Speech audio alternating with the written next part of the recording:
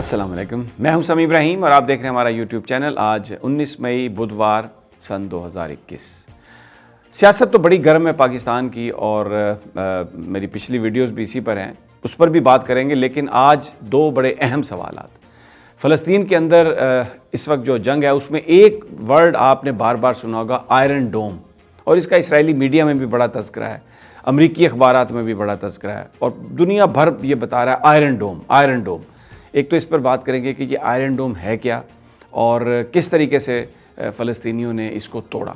और दूसरी बात यह है कि इसराइल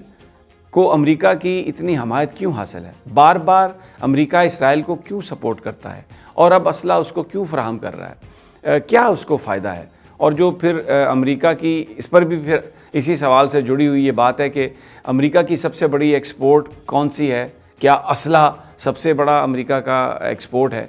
तो ये किस तरह से ये चीज़ें जुड़ी हुई हैं, जंगें जो हैं पूरी दुनिया में ये अमेरिका के मफाद में कैसे हैं। हम अक्सर ये बात करते हैं ना कि अमेरिका जंग चाहता है और यहाँ पर भी अमेरिका की साजिश, वहाँ पर भी अमेरिका की साजिश, इस जंग में भी अमेरिका का हाथ। क्यों अमेरिका को ये जंगें सूट करती हैं, क्या वजह है, ये बड़े अहम सवाल हैं, इन पर आज हम बात करेंगे। लेकिन सबसे पहले मैं आपको आयरन डोम की बात बता देता हूँ कि आयरन डोम क्या है। आयरन डोम बेसिकली वो मिज़ाइल सिस्टम है जो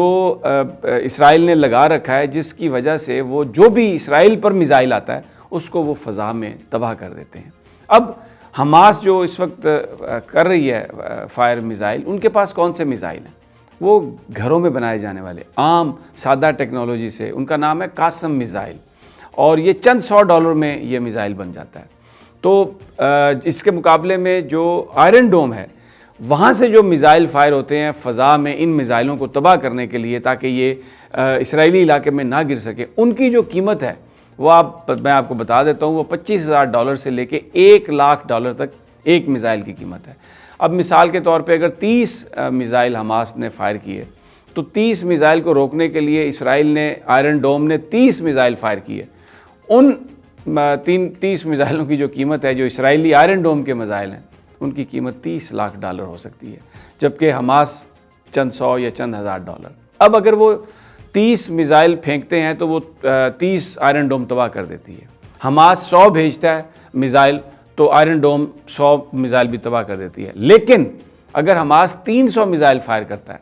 तो फिर आयरन डोम की एक लिमिट है, उसमें से चंद मिज़ाइल फिर इसराइली इलाके में पहुंच जाते हैं। अब उसको इम्प्रूवमेंट करने की बात हो रही है, और ये जो आयरन डोम के मिज़ाइल हैं इनको तामीर मिज़ाइल के नाम से जाना जाता है। ये मैं आपकी इन्फॉर्मेशन के लिए ये ऐड कर रहा हूँ। तो अगरचे आयरन डोम ने जो हमले हैं हमास के, बहुत हद तक उन्हें रोके रखा, लेकिन इससे जो उनकी मईशत को नुकसान हुआ है, जितना वो ख़र्चा कर रहे हैं, वो आने वाले वक्तों में इसराइल का ख़र्चा सामने आ जाएगा। मैं आपको ये बता दूँ कि इसराइली रियासत अभी भी एक कमज़ोर रियासत है और कर्ज़े के नीचे दबी हुई है। यहूदी पूरी दुनिया में सबसे ताकतवर हैं, सबसे अमीर हैं, लेकिन इसराइली रियासत जो है वो उतनी अमीर नहीं है। अब बेसिकली ये जो सारी कहानी है, इसमें अमेरिका की मदद से इसराइल ने ये सारा सिस्टम डेवलप किया, और अब अमेरिका ने फिर दोबारा अपना असला इसराइल को देना शुरू कर दिया। अब आ जाते हैं एक सवाल पर कि जनाब ये इसराइल,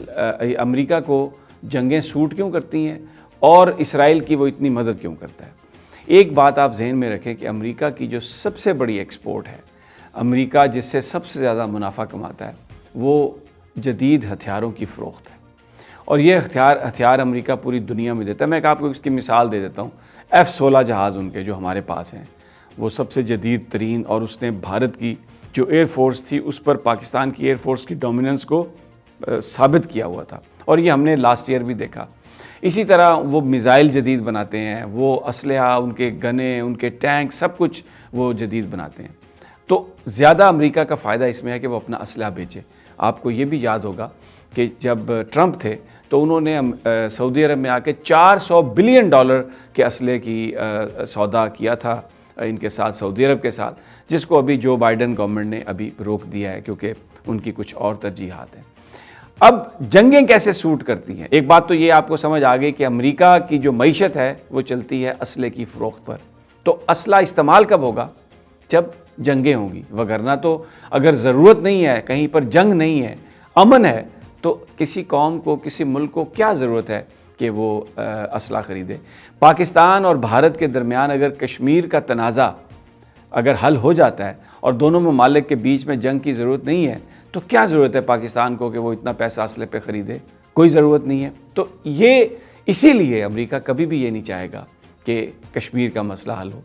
پھر آپ آ جائیں دوسرے مسائل میں، آپ کو مثالیں دے کے بتا دیتا ہوں۔ صدام حسین سے امریکہ نے ایران پر حملہ کروایا اور صدام حسین کو بھرپور طریقے سے اسلحہ بیچا۔ اس کے بعد آپ آ جائیں پہلی جو گلف وار تھی، اس میں امریکی صدر بش نے یہ کہا صدام حسین کو کہ کویت پر قبضہ کر لیں۔ جب کویت پر قبضہ ہو گیا تو پوری دنیا کو لے کے وہ صدام حسین پر چڑھ دوڑے عراق پر، لیکن اور اس جنگ میں بلینز آف ڈالرز کا انہوں نے اسلحہ بیچا۔ وہ اسلحہ جو بیچا اس کی قیمت کس نے ادا کی؟ گلف سٹیٹس نے، اور کویت کا تو سارا تیل، سارے ریسورسز، سارے ٹھیکے امریکنز نے حاصل کر لیے۔ پھر دوسری جو صدام حسین کے خلاف جو جنگ تھی، جو دوسری گلف وار تھی، دیکھیں وہ پوری دنیا اس جنگ میں آیا، اور اسی لیے یہ جو کنسپریسی ایک امریکہ کے اندر سے یہ خبریں آئیں کہ جو 9/11 ہوا تھا، اگرچہ وہ کیا تو سعودی عرب کے لوگوں نے تھا اس میں، اور اسامہ بن لادن اس کو لیڈ کر رہے تھے، لیکن اس بات کا امکان اور اس بات کا کہا گیا کہ اس کے پیچھے امریکی سازش ہو سکتی ہے، CIA کا کچھ سلیپنگ سیل ان لوگوں کے ساتھ تھا اور انہوں نے یہ سب کچھ کروایا، کیونکہ اس کے بعد پھر پوری دنیا میں جنگ لگی، عراق میں جنگ لگی، افغانستان میں جنگ لگی، پوری دنیا اس میں آئی اور اس کا اسلحہ استعمال ہوا، اور یہ بلینز آف ڈالر، اور اس کا امریکی معیشت کو بہت زبردست فائدہ ہوا۔ اور پھر اس کے نتیجے میں جو عراق کی ساری جو تنصیبات تھیں آئل کی، ہیلیبرٹن نے ان پر قبضہ کیا۔ یہ وہ کمپنی تھی جو ڈک چینی، جس کو جو امریکہ کے نائب صدر تھے، ان کے کنسلٹنٹ بھی تھے، ان کے لیے کام بھی کرتے تھے، تو انہوں نے جو عراق کا جو تیل ہے اس کی ساری تنصیبات پر قبضہ کیا۔ تو امریکہ کو جنگیں اس لیے سوٹ کرتی ہیں کہ جو جنگ میں اسلحہ ہے وہ جدید ترین اسلحہ امریکہ بناتا ہے۔ تو کوئی بھی گروپ ہو، کوئی بھی ملک ہو، یہ تو میں نے آپ کو چند جو مڈل ایسٹ کی لڑائیاں ہیں ان کا ذکر کیا، اور اس میں یہ بھی ایڈ کر دوں کہ جب سعودی عرب نے یمن میں حوثی قبائل کے خلاف جنگ کا آغاز کیا تھا، تو حوثی جو قبائل ہیں ان کے پیچھے ایران تھا، اور امریکہ چاہتا تھا کہ ایران کو زد لگے، تو اس میں بھی انہوں نے اس وقت جو سعودی حکومت ہے، جو گلف ریاستیں ہیں، ان کو اس بات پر مائل کیا، ان کو اس پہ سپورٹ کی۔ اب کیونکہ جو بائیڈن آئے ہیں، اب وہ نئی ترجیحات کے ساتھ چل رہے ہیں، اب وہ نئے علاقوں میں نئے قسم کی لڑائیاں کروانا چاہتے ہیں، اب وہ دنیا کو بانٹنا، پہلے دنیا بٹی ہوئی تھی رشین بلاک میں، امریکن بلاک میں، اور جب سوویت یونین کا خاتمہ ہوا اور وہ جو کمیونسٹ گورنمنٹ تھی اس کا خاتمہ ہوا، تو پھر اب امریکہ اپنا نشانہ بنا رہا ہے چائنا کو، اور انڈیا کو استعمال کر رہا ہے۔ انڈیا کو جدید ترین اسلحہ انہوں نے رافائل جہاز جو انہوں نے فرانس سے خریدے ہیں، اور اس کے علاوہ جدید ترین اسلحہ امریکہ ان کو دے رہا ہے، اور اب جو ہے نا انڈیا یہ چیزیں خرید رہا ہے، اپنا پیسہ خرچ کر رہا ہے، اور یہ بتایا جا رہا ہے کہ وہ چائنا کے خلاف انہوں نے اب لڑائی لڑنی ہے۔ تو جنگیں جو ہیں وہ امریکہ کو سوٹ کرتی ہیں اپنا اسلحہ بیچنے کے لیے، اور اسرائیل کو سپورٹ اس لیے کرتا ہے امریکہ کہ اب تک جو بھی جنگیں ہوئیں اس میں جو مسلمان ممالک ہیں ان کے اندر جو مختلف تنظیمیں، انتہا پسند تنظیمیں جو پیدا ہوئیں یا کی گئیں، وہ جو اسرائیل کے فلسطین میں جو اقدامات ہیں ان کی بنیاد بنا کے وہ سارے جہادی گروپ سامنے آئے۔ آپ دیکھیں داعش، وہ بھی یہی کہتے تھے، اس کے علاوہ جو دوسرے جو گروپ بنے وہ بھی یہی کہتے تھے کہ فلسطین کے اندر جو ظلم ہے، اسامہ بن لادن نے جو آغاز کیا تھا وہ یہی کیا تھا کہ فلسطین کے اندر جو گروپ بنے۔ اس سے پہلے یہ تھا کہ روس موجود تھا، تو کمیونزم کے خلاف ایک جنگ امریکہ نے شروع کر رکھی تھی۔ افغانستان کے اندر سارے مجاہدین اکٹھے کیے، جہادی اکٹھے کیے، پوری دنیا سے پھر ان کو اسلحہ فراہم کروایا، اپنا اسلحہ بھی بیچا اور روس کو شکست دی۔ تو یہ پراکسی وارز جو ہیں یہ امریکہ کے اس لیے فیور میں ہے کہ اس سے ان کا اسلحہ بکتا ہے اور مختلف قوموں پر وہ حاوی رہتے ہیں، کبھی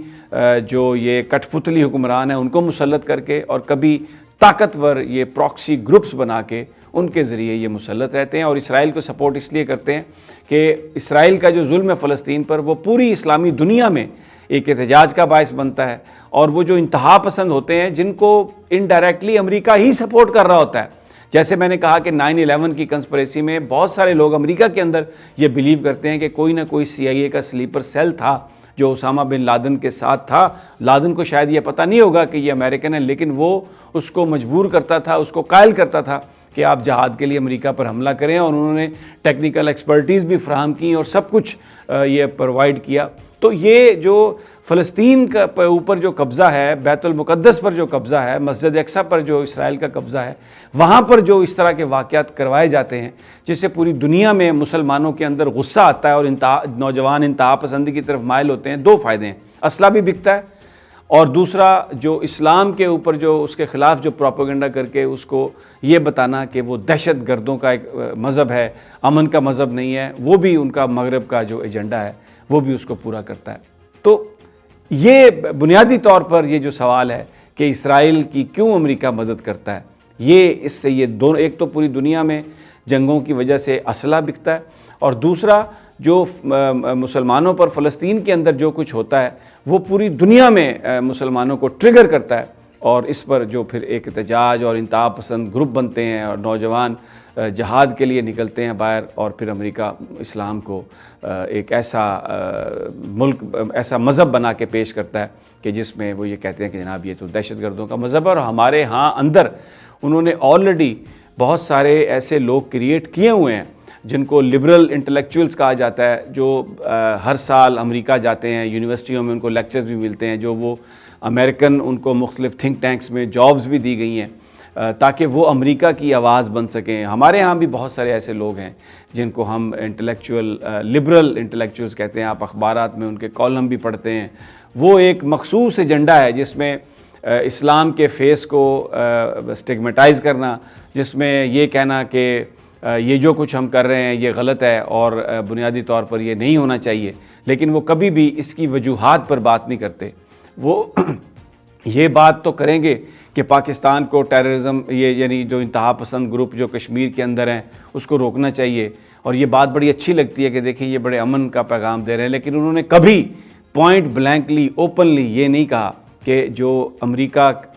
جو انڈیا کے ساتھ مل کر کشمیر میں جو بدماشی کر رہا ہے، یا جو انڈیا جو کچھ کر رہا ہے، اس کو سب سے پہلے امریکہ کو ایڈریس کرنا چاہیے اور انڈیا کو ایڈریس کرنا چاہیے. ایسی وہ کوئی بات نہیں کریں گے. لیکن کشمیریوں کی مدد کے لیے جو اس وقت جو ماضی میں جو گروپس جاتے رہے، جو لوگ وہاں پر ظلم و ستم کے خلاف لڑنے کے لیے جاتے رہے، ان کو وہ دہشت گرد بھی کہتے ہیں، اور ان کو اس کی بنا پر وہ پاکستان کی فوج کو بھی برا بھلا کہتے ہیں، اور وہ اپنا کام پورا کر رہے ہیں. تو امریکہ مختلف انداز میں اس کی لیئرز بنی ہوئی ہیں. انٹلیکچوئلز کا ایک اپنا کام ہے، دانشوروں کا ایک اپنا کام ہے، انتہا پسند گروپوں کی جو پراکسی وار ہے ان کا ایک اپنا کام ہے. اسرائیل اپنے طور پر یہ سب کچھ کرتا ہے تاکہ ٹریگر ہوں یہ سارے احتجاج اور انتہا پسندوں کی ریکروٹمنٹ رہے. پھر اس طرح سے جو پراکسی حکمران ہیں وہ بھی یعنی جو کٹ پتلی حکمران ہیں، آپ دیکھیں ساری مڈل ایسٹ کی ریاستوں میں کٹ پتلی حکمران ہیں، یہ بادشاہتیں انہوں نے قائم رکھی ہوئی ہیں. ویسے ہر جگہ جمہوریت کا وہ لمبردار ہے، لیکن وہاں پر بادشاہت کو سپورٹ کرتا ہے. پاکستان کے اندر بھی مرضی آئے تو صرف پاکستان کی فوج سے بات کرے گا، مرضی آئے تو صرف سیاستدانوں سے بات کرے گا، لیکن ان سب کا مقصد صرف ایک ہے کہ دنیا پر اپنا تسلط جما کے رکھنا اور باقی قوموں کو، اقوام عالم کو دبا کر اپنے نیچے رکھنا. اجازت دیجیے، جلد اگلی ویڈیو میں ملاقات ہوگی. اللہ نگہبان.